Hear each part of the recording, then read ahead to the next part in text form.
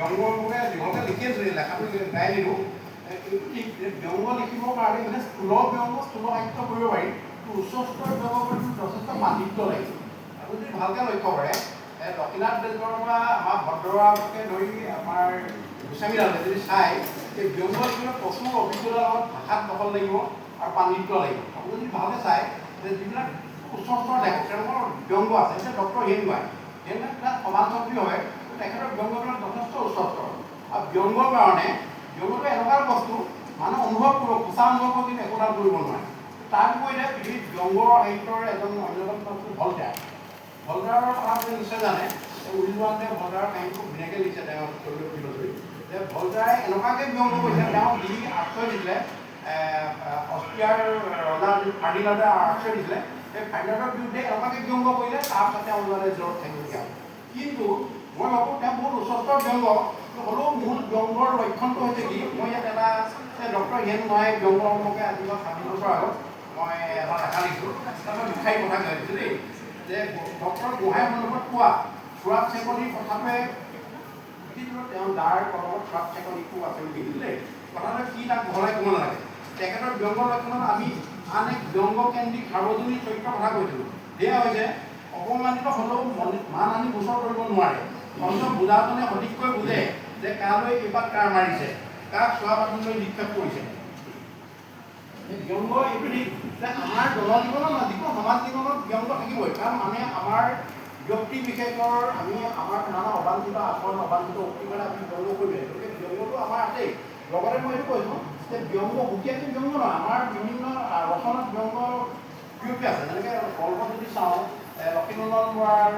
আপোনাৰ কৃষি গৌৰৱ আপোনাৰ নিশ্চয় কৈছে লক্ষ্মীনন্দন বৰাৰ কৃষি গৌৰৱ কৃষিৰ নামত কেনেকুৱা ধৰণৰ কথাত খুব ব্যংগ আছে দেই বা তেনেকৈ যদি চোৱা হয় হেৰি বেজবৰা গোটেই ব্যংগ লগত কিন্তু আত্মব্যংগ থাকে বেজবৰা আত্মব্যংগ ঠিক আমি ব্যংগৰ বিভিন্ন জেনাৰ কথা দেখিলোঁ কবিতাটো বহুত ব্যংগ আহিব পাৰে নৱকান্ত বৰুৱা আপোনালোকে ৰঘুন কবিতা নিশ্চয় পঢ়িছে একোকে দেখা একেবাৰে ভোক নাই কৈ কৈ আচলতে চব ৰাক্ষসৰ ঠাইকৰ ভূমিকা লৈছে গতিকে ব্যংগ কিন্তু আত্মব্যংগটো অতি গুৰুত্বপূৰ্ণ কথা যে বেজবৰাই তাহানি আটাইতকৈ বেছি আত্মব্যংগ কৰিলে আমি ব্যংগ বুলি ক'লে বেজবৰা আনিবই লাগিব আৰু বেজবৰাক লৈ ইতিমধ্যে আমাৰ ডক্টৰ মুকুল চক্ৰৱৰ্তীয়ে বেজবৰাৰ যিটো কিবাকিবি সাহিত্য সমীক্ষা কৰি ডক্টৰে লিখিছে বা বীৰেন্দ্ৰ কুমাৰ ভট্টাচাৰ্যই ইতিমধ্যে আমাৰ চেটাৰ ব্যংগ বা চেটাৰৰ ওপৰত তেওঁ মানে যিবোৰ গৱেষণা লিখিছে সেই ব্যংগ আহিছে আৰু ব্যংগ বিভিন্ন ঠাইত বিয়পি থাকে কবিতাত থাকিব এতিয়া লক্ষ্মীনাথ বেজবৰাটো কবিতাত মানে বিভিন্ন ধৰণৰ ব্যংগ আছে বা আমাৰ উপন্যাসতো আছে যদি হোমেন বৰগোহাঁই আমি হেৰিখন চাওঁ এই কি কয় হাজিৰা চাই বাগান খাই তাত ব্যংগ আছে বা মামনি ৰয়ছমৰ নীলকণ্ঠী পৰ্যায় চাওঁ তাতো ব্যংগ আছে ব্যংগ মানে এতিয়া আমাৰ তথাকথিত যিবিলাক ধৰ্ম কৰা ধৰ্মকামত গৈ কেনেকুৱা ধৰণে গণ্ডগোল কৰে সেই ব্যংগ আছে বা ইতিমধ্যে লক্ষ্মীনন্দনৰ কথা ক'লোঁ আচলতে সকলো লেখকৰ কণ্টেম্পৰেৰী ব্যংগ থাকেই বা আমাৰ হেমচন্দ্ৰ বৰুৱা আপুনি নিশ্চয় কাজিয়া কীৰ্তনটো কথা উল্লেখ কৰিছে 1861 চনত লগতে বাহিৰ অঞ্চল ভিতৰে পৰা হয় বা আমাৰ যদি লোকৰ প্ৰশ্নবিলাক চোৱা যায় লোকৰ প্ৰশ্নবিলাক যদি ব্যংগাত্মক মানে আমাৰ ব্যংগ আছে বহুত বিয়পি আছে গতিকে মই ইয়াত দুটামান আনিছিলোঁ যে খুব তৰি ৰঙাই এদোন ধানেৰে চিৰা খুন্দি জগতকে জনায় অথবা নিজৰ টিকা টেকটেকীয়া পৰগালৈ পানী ছটিওৱা নতুবা একেপাত কাৰেৰে হাতু হৰিণ মাৰিলোঁ নকলো কথাত লাজে ছমাহ খাপি নিগনি এটা মাৰিলোঁ তাতো ধনঞ্জয় দৌল বাজে আৰু আমাৰ ব্যংগ বুলি কওঁতে কিন্তু ব্যংগ সাহিত্যৰ পাৰ্থক্য আছে স্থূল সাহিত্য যিটো মানে কৰিব কিন্তু আচল উচ্চস্তৰ ব্যংগ মানে যথেষ্ট পাণ্ডিত্য লাগে আৰু যদি চাই ভদ্ৰবৰাৰ ৰচনা চায় বা বেজবৰাৰ ৰচনা চায় চাবলৈ কোনো প্ৰচুৰ অধ্যয়ন আছে ভদ্ৰবৰাই আনকি এবাৰ কথা কৈছে যে আমাৰ ভাৰতবৰ্ষখন কিয় ইষ্ট ইণ্ডিয়া কোম্পানী কৰিবলৈ গ'ল যে একমাত্ৰ মছলাৰ কাৰণে গৈছে বুলিছে আপোনালোকে হাঁহিটা কথা হ'ব কিন্তু মছলাৰ ব্যৱসায় কৰিবলৈ কেনেকুৱা কি কৰিলে গতিকে এই যে ব্যংগ কৰিবলৈ গ'ল লোৱাৰ লগতে কিমান মানে অধ্যয়ন কৰিছে বা আমাৰ প্ৰধানদায়ো যথেষ্ট ব্যংগ লিখি আছে আৰু লগতে এইটো লিখিছে আমাৰ যিহেতু মূলতঃ পেপাৰ আলোচনীবিলাক মূলতঃ আমাৰ গোটেই সাহিত্যটো পেপাৰ আলোচনী খেলি পেপাৰ আলোচনী কৰা তাহানি 1864 অৰুণোদয় ওলোৱাৰ পৰা এতিয়ালৈকে পেপাৰ আলোচনীতে মূলৰ ব্যংগ এতিয়া প্ৰভাতদাই আপোনাৰ অসমীয়া খবৰ এদিন আদিলৈকে ধৰি প্ৰায় এটা বছৰ বহুত বছৰ তাত ব্যংগ লিখিছে তেনেকৈ আমাৰ গৌতম শৰ্মাই ৰসাগাৰ বুলি এটা ব্যংগ শিতান লিখি আছে বা হেৰি সমিত্ৰ যুগীয়ে এটা ব্যংগ লিখে আৰু বহুত আপোনালোকে নিশ্চয় হেৰি কৰিছে এই কি হাজৰিকা কলম আছিলে ৰকেশ্বৰ হাজৰিকা কলম তাৰপিছত এই যে কলমবোৰ কৰিলে মই যথেষ্ট অধ্যয়ন কৰিলোঁ ভাষাত কৰা দখল লাগিব আৰু আটাইতকৈ বেজবুৱাৰ দিলে আটাইতকৈ ব্যংগ কাৰ্টুনো আছে দেই আমি ব্যংগ বুলি ক'লে কাৰ্টুনৰ জেনাৰটো আহিব দেই অকল কবিতাই নহয় কবিতাৰ লগত কাৰ্টুন আহিব কাৰ্টুন বুলি ক'লে আমাৰ কাক আহিব আপোনাৰ ফুলৰ গগৈ খুব উচ্চ স্তৰৰ কাৰ্টুন কৰিছিল মানে লক্ষ্মীনাথ বেজবৰুৱাই নিজেও কাৰ্টুন কৰিছিলে লক্ষ্মীনাথ বেজবৰুৱাই কাৰ্টুনতে কৈছিলে নিজে ছবি কাৰ্টুনৰ কথাও লিখিছিলে কাৰ্টুনটো আঁকিছিলোঁ তাত লিখিছিলে হেৰি কৃপাবৰ বৰবৰুৱা মহাধনুৰ্ধৰ বৰপেট টিকনিয়ে মোৰ লৰকৰ তেনেকুৱা কৈছিলে আৰু এই যে অসমীয়া পঢ়ুবিলাকে যে আচলতে পইচা মানে গ্ৰাহকক হেৰি নিদিয়ে এজেঞ্চি নিদিয়ে তেতিয়াই বেজবৰুৱাই সেই কাৰ্টুন কৰিছিল কিন্তু বেজবৰুৱাই অসংখ্য দেখাত হেৰি এটা কবিতাত আছে কবিতাত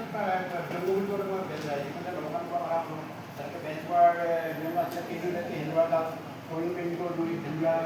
হেন্দুৱাৰ ওপৰত তলত থাকে খেলিব হৈ তেনেকুৱা অসংখ্য ধৰণে আছে আৰু ভূপেন্দ্ৰবোৰ আছে বহুত ধৰণৰ আছে মই ইয়াত দীঘলকৈ লিখিছোঁ ইয়াত নকওঁ কিন্তু সময়ত কথা আনিছোঁ আটাইতকৈ আমাৰ ব্যংগ বুলি ক'লে বেজবৰুৱাক কিন্তু ব্যংগ সাহিত্য সন্মান কৰিব লাগিব আৰু বেজবৰুৱাৰ কিন্তু অতি যোগ্য ওপৰত থাকি এতিয়া বহুতে ডক্টৰ হিমে কঠোৰ সমালোচক বুলি জানে কিন্তু যোগ্য ভাষাৰে বা ভংগীৰে যোগ্য জানে কিন্তু ডক্টৰ হিম নাই ডক্টৰ হিমাই চিৰিয়াছ প্ৰবন্ধ কৰিছে সাহিত্য সত্যখন চিৰিয়াছ সাহিত্য সমালোচনা কিন্তু তাত পূৰ্বকন্যা ভটাকৰ্ণৰ যিটো সংজ্ঞা কিন্তু যথেষ্ট ব্যংগ আছে বা তেওঁ অভৱিনী যিটো বান যিটো মানে ব্যংগ গ্ৰন্থ আছে তাত হেৰি এটা হেৰি আছে আপোনাৰ কি শইকীয়া কি আছে নৌকাজাত চতুৰ্থ ইন্দ্ৰকান্ত চতুৰ্থ নৌযাত্ৰা আৰু উছমান গনিৰ জগত খুব উচ্চ স্তৰৰ ব্যংগ গতিকে এইটো যেতিয়া ব্যংগ লিখিব কাৰণে প্ৰচুৰ পঢ়া বা পাণ্ডিত্য লাগিব আমাৰ এতিয়া অলপ ইতিমধ্যে মই ক'লোঁ মামুনি অসমৰ উপন্যাসটো ব্যংগ আছে বা আমাৰ ভয়না ভয়না সেইটো ব্যংগ আছে ব্যংগৰ আমাৰ আচলতে বহুত ঠাইতে আছে আমাৰ ব্যংগ বিষয়ত কিছুমান হৈছে মই কেটলেগ লোৱা নাই এই যে ইতিমধ্যে ব্যংগ সংকলন প্ৰেমনাথ ভট্টাচাৰ্যই কৰিছে তাৰপৰা এখন আমাৰ ভট্টবৰাই কৈছে ভট্টবৰাই কৈছে হেৰি 13টা দশকৰ ব্যংগ 13টা সাহিত্য হেৰি তাত মানে আৰু হেৰি কি কবিতা আছে ৰম্য তাত মানে হেৰি ভট্টবৰাই হেৰি কৰিছে দেই তাত কৰিছে গতিকে এইখিনি যথেষ্ট মানে সন্মুখত বহুত প্ৰত্যাহ্বান আছে ব্যংগ লিখিবলৈ